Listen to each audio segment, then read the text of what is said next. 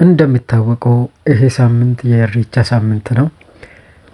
በጣም በተለየ ሁኔታ በዓሉ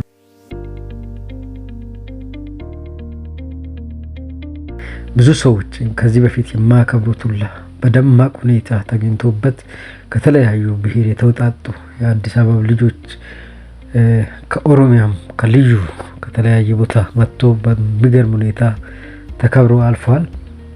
እንግዲህ ይህም በዓል ልዩ የሚያደርገው በጣም በብዙ ሺዎች በብዙ ሚሊዮን ሰዎች በአንድ ቦታ የሚገኙበት እንደዚሁም በፍቅር በካልቸር ልብስ ደምቆ የሚታዩበት በዓል ነው።